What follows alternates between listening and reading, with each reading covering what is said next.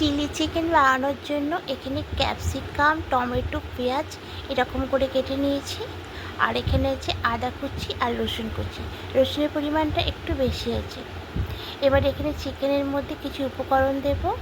প্রথমে দেব আদা রসুনের পেস্ট, গোলমরিচ পাউডার, পরিমাণ মতো লবণ, সামান্য একটু হলুদ গুঁড়ো, আর এখানে দেব এই 2 চামচ মতো ময়দা, আর দেবো একটা ডিম ফাটিয়ে। আপনারা 2টো ডিম দিয়ে করতে পারেন, আমি এখানে একটা ডিম দিয়ে করছি। এবার এটাকে খুব ভালো করে মাখিয়ে নেব, যাতে প্রত্যেকটা চিকেনের গায়ে মশলা লেগে থাকে। তা বন্ধুরা, অনেক সময় তো আপনারা বোনলেস চিকেনের ছোটো ছোটো পিস দিয়ে চিলি চিকেন বানিয়েছেন। একবার এরকম করে বানিয়ে দেখুন, অসাধারণ খেতে লাগে। তা এটা মাখিয়ে নিয়ে 1/2 ঘন্টা রেস্টে রেখে দেবো। এখানে হাফ বাটি জলে 1 চামচ মতো কর্নফ্লাওয়ার দিয়ে খুব ভালো করে গুলিয়ে রেখেছি। আর সবসময় ঠান্ডা জলে কর্নফ্লাওয়ার দিয়ে গোলাবেন, তাহলে খুব ভালো করে গুলে যাবে। আর এখানে আছে টমেটো সস, চিলি সস আর সয়া সস। টমেটো সসটা একটু বেশি করে দিয়েছি। আর এখানে বা একটু সামান্য একটু চিনি দেব, দিয়ে খুব ভালো করে এটাকে মিক্সড করে নেব। এদিকে কড়াইতে আগে থেকে সরষের তেলটা দিয়েছিলাম, তেলটা খুব ভালো করে গরম হয়ে গেছে। আর আঁচটাকে একটু কমিয়ে দিয়ে এবার চিকেনগুলো একটা করে দিয়ে দেবো। দিয়ে আঁচটাকে মিডিয়াম করে চিকেনগুলোকে একটু লাল লাল করে ভেজে নিতে হবে। এবার চিকেনের এপাশটা উল্টে দেবো। এরপর এই পিঠটা ভাজা হয়ে গেছে, এই পিঠটা উল্টে নিয়েছি। এবার এটাও কিছুক্ষণ রেখে দেবো, তারপর একটু নাড়াচাড়া করে লাল লাল করে ভেজে নেব। চিকেনের পকোড়াগুলো লাল লাল করে ভাজা হয়ে গেছে, এবার তুলে নেব। এবার বাকি যে চিকেনটা আছে ওগুলো ঠিক এরকমভাবে দিয়ে দেবো। আর আঁচটাকে মিডিয়াম করে ভাজবেন বন্ধুরা, নাহলে খুব তাড়াতাড়ি পুড়ে যাবে, ভেতরটা সেদ্ধ হবে না। এভাবে করে কিছুক্ষণ রেখে দেব। বাকি পকোড়াগুলো সব হয়ে গেছে, এবার একটা করে সব তুলে নেব। দেখুন সবগুলো ভাজা হয়ে গেছে। এই পকোড়াগুলো টমেটোর সসের সঙ্গে খেতেও দুর্দান্ত লাগে।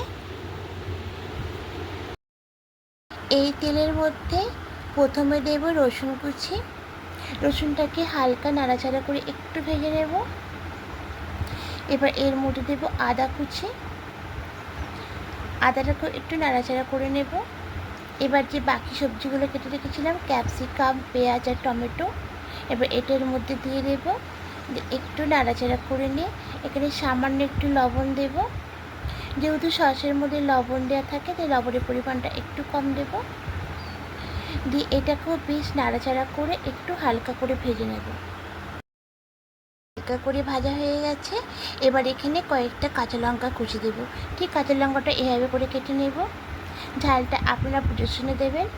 দিয়ে এটাকেও সবজির সঙ্গে একটু হালকা নাড়াচাড়া করে ভেজে নেব। সবজির সঙ্গে লঙ্কাটাকেও একটু ভেজে নিয়েছি। এবার এখানে যে সসটা করে রেখেছিলাম, টমেটো সস, সয়া সস আর চিলি সসের মিশ্রণটা, এবার ওটা এর মধ্যে দিয়ে দেবো। দিয়ে একটু নাড়াচাড়া করে নেব। সসের বাটি ধোয়া জলটাও দিয়ে দেবো। দিয়ে একটু নাড়াচাড়া করে নিয়ে চিকেন পকোড়াগুলো সব এর মধ্যে দিয়ে দেবো। দিয়ে খুব ভালো করে এর সঙ্গে মিশিয়ে নেব। এবার এখানে যে রেখেছিলাম ঠান্ডা জলের মধ্যে কর্নফ্লাওয়ার গুলে, ওই কর্নফ্লাওয়ার জলটার মধ্যে দিয়ে দেব। দিয়ে একটু নাড়াচাড়া করে উপর দিয়ে সাদা তেল দিয়ে দেব। দিয়ে কিছুক্ষণ একটু ফুটিয়ে নেব। গ্রেভিটা মাখো মাখো হয়ে এসছে, এর থেকে বেশি শুকনো আর করবো না। এবার এটা অফ করে অন্য একটা পাত্রের মধ্যে নামিয়ে নেব। আর নামানোর পরে উপর দিয়ে আবারও সামান্য একটু সয়াবিন ছড়িয়ে দেব। তো বন্ধুরা, এরকম করে একবার বানিয়ে দেখবেন, চিলি চিকেন দারুণ খেতে লাগে। আর যদি আমার রেসিপিটি ভালো লেগে থাকে লাইক করে দেবেন, কমেন্টে অবশ্যই জানাবেন। আর যারা পুরনো বন্ধুরা আমাকে কমেন্ট করে তাদেরকে অসংখ্য ধন্যবাদ আমার পাশে থাকার জন্য। আমিও আপনাদের পাশে থাকবো। আর যারা নতুন বন্ধুরা এখনও পর্যন্ত আমাকে সাবস্ক্রাইব করেননি, তাদের কাছে অনুরোধ রইল সাবস্ক্রাইব করে পাশে থাকার জন্য। আমিও আপনাদের পাশে থাকবো। আবার কোনো রেসিপি নিয়ে চলে আসবো। আজকের মতো টাটা।